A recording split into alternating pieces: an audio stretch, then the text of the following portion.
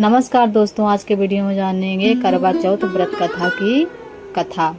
तो चलिए पूरे मन से इस कथा को सुनते हैं। आइए। कार्तिक के कृष्ण पक्ष के चतुर्थी को करवा चौथ कहते हैं।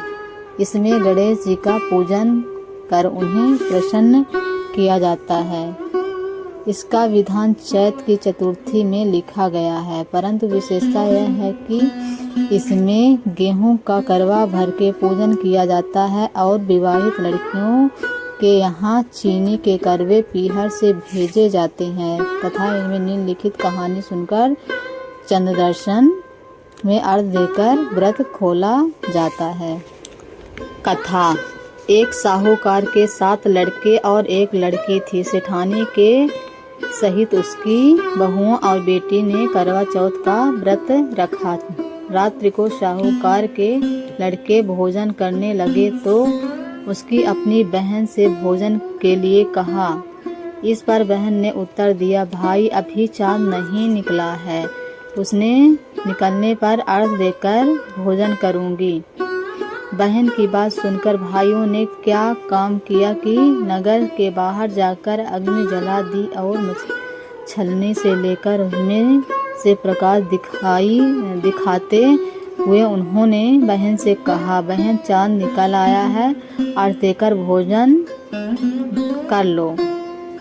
यह सुनकर उसने अपनी भाभियों से कहा कि आओ तुम लोग भी चंद्रमा को अर्घ दे लो, परंतु वे इस कांड को जानती थी।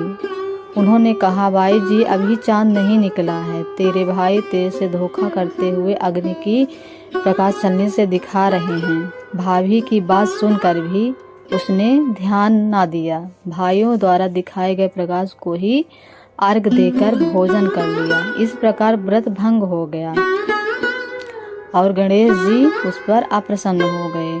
इसके बाद उसका पति सख्त बीमार हो गया और जो कुछ भी घर में था उसकी बीमारी में लग गया। जब उसे अपने किए हुए दोषों का पता लगा तो उसने पश्चाताप किया। गणेश जी की उस प्रार्थना करते हुए विधि विधान से पुनः चतुर्थी का व्रत करना आरंभ कर दिया। श्रद्धा अनुसार सबका आदर करते हुए सबसे आशीर्वाद ग्रहण करने में ही मन को लगा दिया।